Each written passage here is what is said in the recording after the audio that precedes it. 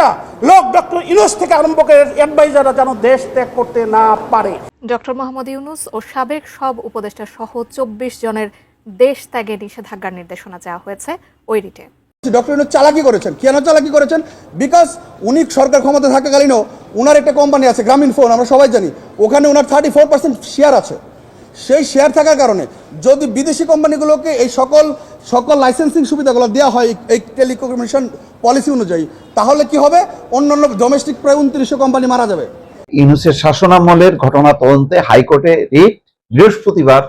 এটার হচ্ছে সত্যিকার অর্থেই গর্ব করার কথা ছিল, কিন্তু তার শাসনামলের ১.৫ বছরে তিনি নিজেকে যেভাবে উপস্থাপন করেছেন তাতে বোধহয় পরিস্থিতি উল্টে গেছে। এবার ভয়াবহ একটা খবর এসেছে, দেশ ত্যাগে নিষেধাজ্ঞা জারি হতে চলেছে তার বিরুদ্ধে।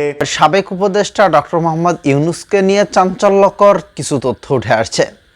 ডক্টর ইউনূস সহ তার বিশেষ যারা উপদেষ্টা রয়েছেন তাদের দেশ ত্যাগে নিষেধাজ্ঞা দেওয়া হয়েছে। কোথায় পালাবেন এবার ডক্টর ইউনূস? কেন ইউনূসের সাথে বিএনপি এই রকম করছে এবং সেই সাথে এনসিপির নেতারা কোথায় সারজি সালাম, কোথায় হাসনাত আবদুল্লাহ, তারা কেন ডক্টর ইউনূসের পাশে গিয়ে দাঁড়াচ্ছে না? ডক্টর ইউনূস কি একা হয়ে পড়লেন?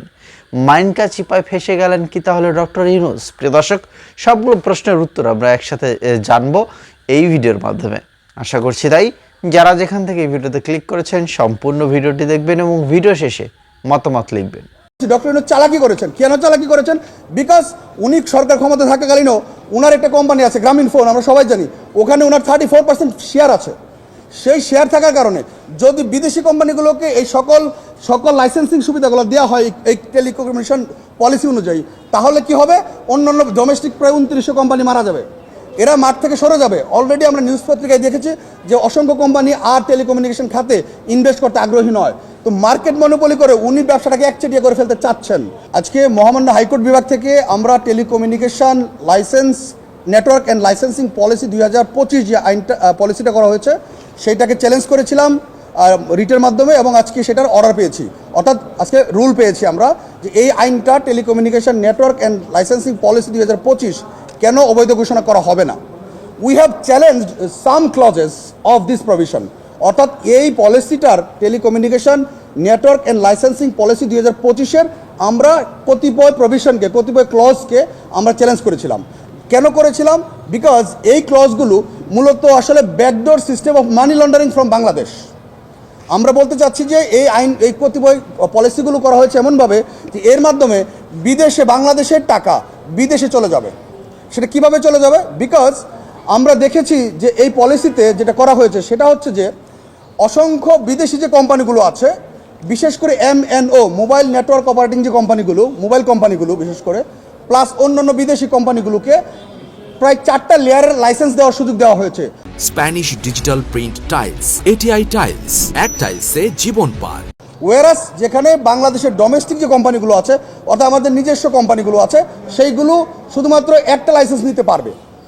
তো যেহেতু এটা একটা ভয়ঙ্কর রকমের ডিসক্রিমিনেশন, যেখানে নিজের দেশের কোম্পানি নিজের দেশে ব্যবসা করতে পারবে না।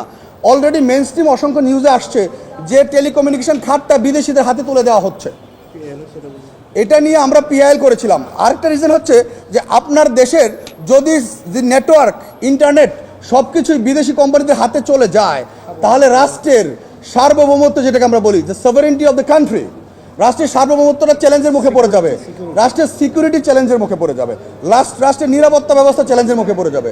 বাংলাদেশের ২৯০০-র মতো কোম্পানি আছে, এই কোম্পানিগুলো যদি ব্যবসা করতে না পারে এবং নতুন উদ্যোক্তারা যদি এই টেলিকমিউনিকেশন খাতে আসতে না পারে, তাহলে কি হবে? তাহলে বিদেশি কোম্পানিগুলো এই দেশের কোম্পানি খাতটাকে ধরে ফেলবে। আর তখন কি হবে? লেটস গেট ব্যাক টু 2007 সালে চলে যায় বা তার আগে চলে যায়। সেটা কি হয়েছিল? আমরা 1 মিনিট মোবাইল করলে কি হতো? 10 টাকা, 8 টাকা, 9 টাকা, 60 টাকা মিনিট কাটতো। ইন্টারনেটের টাকা অনেক দিতে হতো।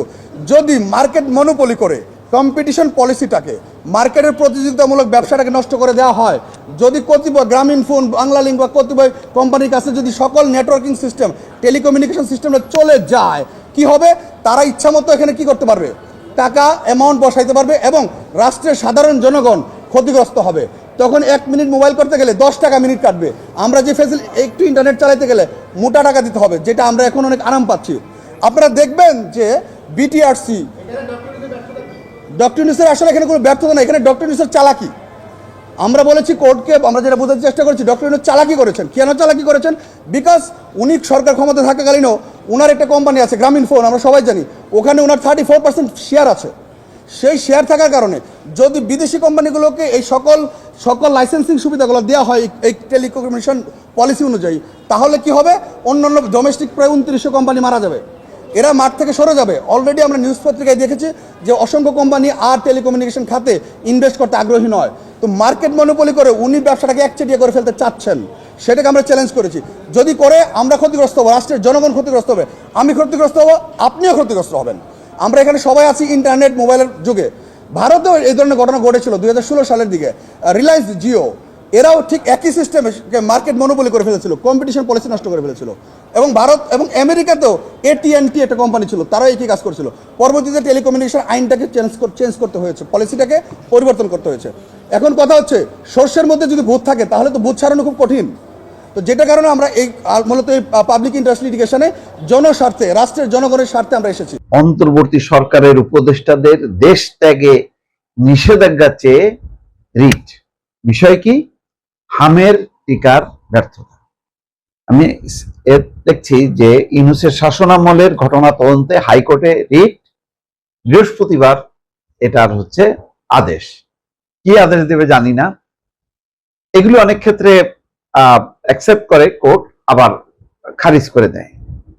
এই ক্ষেত্রে কি হবে জানি না। তবে এর মধ্যে দিয়ে বোঝা যাচ্ছে যে ইউনূস সরকারের সময় যে ক্ষোভ এখন প্রকাশিত হচ্ছে এবং দিনকে দিন এটা কিন্তু বাড়ছে, থামছে না।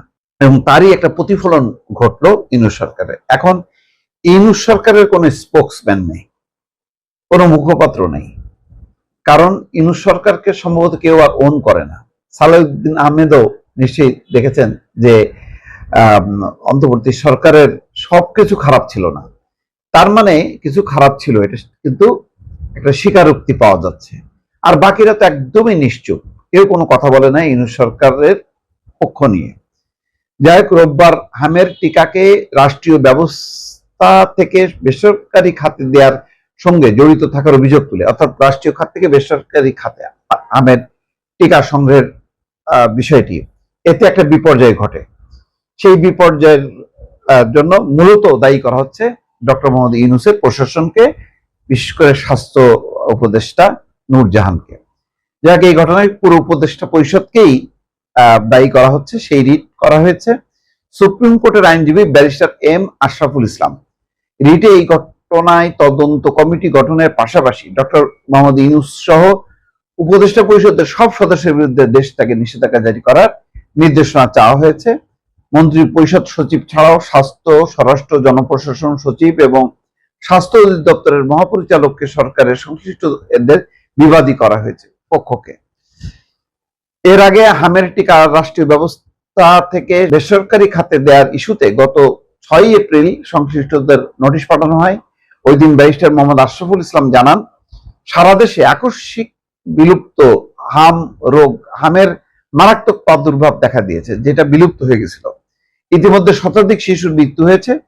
শতাধিক মানে কি, এখন তো 450-র উপরে ইতিমধ্যে মৃত্যু হয়েছে এবং অগণিত শিশু এবং সাধারণ নাগরিক হামে আক্রান্ত হয়ে হাসপাতালে ভর্তি হয়েছে। যাক, এখানে ডক্টর মোহাম্মদ ইউনূস, আসিফ নজরুল, রেজওয়ানা হাসান, আদিলুর রহমান শুভ, নূরজাহান বেগম, অবসরপ্রাপ্ত ব্রিগেডিয়ার জেনারেল সাখাওয়াত হোসেন, জাহাঙ্গীর আলম চৌধুরী, মোস্তফা ফারুকী সহ সব উপদেষ্টাদের। এটা আমার মনে হয় না যে এই রিটটা খুব অ্যাকসেপ্ট হয়ে হবে, হয়তো খারিজই হয়ে যাবে। কিন্তু ওই যে বললাম যে নানা বিষয়ে এইটা যেহেতু একটা মৃত্যুজনিত ঘটনা বলে মানুষের ক্ষোভ বিক্ষোভ গুলো প্রকাশ্যে দেখা যাচ্ছে, কিন্তু রাজনৈতিক মহল, অন্যান্য বিভিন্ন মহলেও কিন্তু বাণিজ্য এবং অর্থনৈতিক মহলেও বাণিজ্য চুক্তি নিয়ে কথা হচ্ছে, পুলিশের পোশাক পরিবর্তন নিয়ে কথা হচ্ছে, চট্টগ্রাম বন্দর ব্যবস্থাপনা চুক্তি, প্রস্তাবিত চুক্তি নিয়ে আলোচনা হচ্ছে। অর্থাৎ ডক্টর মোহাম্মদ ইউনূসের সময় আইন শৃঙ্খলা পরিস্থিতির ব্যর্থতা, অর্থনৈতিক বিপর্যয় এবং গুরুত্বপূর্ণ নীতি নির্ধারণী বিষয়ে তিনি যে সমস্ত সিদ্ধান্ত নিয়েছেন এগুলো নিয়ে এখন একেবারে তুমুল আলোচনা সমালোচনা হচ্ছে। তার মধ্যেই ঘটে গেল এই হামে আক্রান্ত হয়ে 450 উপরের শিশুর মৃত্যু এবং আরো হাজার হাজার শিশু এবং সাধারণ মানুষ আক্রান্ত হয়েছে। এই ঘটনায় ক্ষোভটা একেবারে ব্যাপকভাবে দেখা গেছে। তার প্রেক্ষিতেই এই রিটটা, ফলে এই রিটটার ভাগ্য যাই হোক না। একটি নতুন খবরের জন্ম হয়েছে। প্রফেসর ইউনূস মেটিকুলাস অন্তর্বর্তীকালীন সরকারের প্রধান এবং বিশ্ববরেণ্য, বাংলাদেশের গর্ব, বাংলাদেশের প্রতিটি মানুষ যাকে নিয়ে সত্যিকার অর্থেই গর্ব করার কথা ছিল, কিন্তু তার শাসনামলের 1.5 বছরে তিনি নিজেকে যেভাবে উপস্থাপন করেছেন তাতে বোধহয় পরিস্থিতি উল্টে গেছে। এবার ভয়াবহ একটা খবর এসেছে, দেশ ত্যাগে নিষেধাজ্ঞা জারি হতে চলেছে তার বিরুদ্ধে, এরকম খবর এসেছে। সত্যিই কি প্রফেসর ইউনূসের বিরুদ্ধে দেশ ত্যাগে নিষেধাজ্ঞা জারি করা হবে? আদালতে তার এবং তার সঙ্গে তার সাঙ্গপাঙ্গ অনেকের বিরুদ্ধে হামের টিকা কেলেঙ্কারি করে হামের মহামারী আকার ধারণ যেটা করেছে তার জন্য দায়ী করে প্রফেসর ইউনূস গংদের দেশ ত্যাগে নিষেধাজ্ঞা চেয়ে আদালতে রিট করা হয়েছে। এই আদালতে যখন রিট করা হলো তখন অপেক্ষার পালা আদালত থেকে কি সিদ্ধান্ত আসে। সত্যি যদি প্রফেসর ইউনূসের বিরুদ্ধে দেশ ত্যাগে নিষেধাজ্ঞা আসে তাহলে সেটা কোন পরিস্থিতির জন্ম দেবে? পৃথিবীব্যাপী তার যে ইমেজ, সেই ইমেজ কোথায় গিয়ে ঠেকবে? সেরকম সিদ্ধান্ত কি আদালত থেকে আসবে, নাকি এই ধরনের রিট হয়ে যাবে খারিজ? চলুন একটু জেনে দেখি কি হচ্ছে আদালতে। প্রফেসর ইউনূসের উপরে এত ক্ষেপে উঠল কেন মানুষ? থাকবেন পলিটিক্স টিভির নিয়মিত আয়োজনে।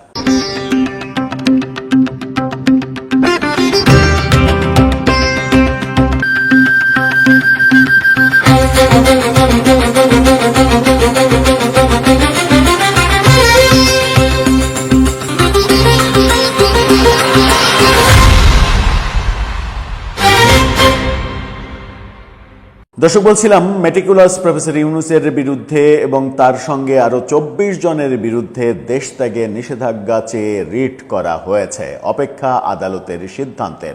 আদালত কি প্রফেসর ইউনূস ব্যাপারে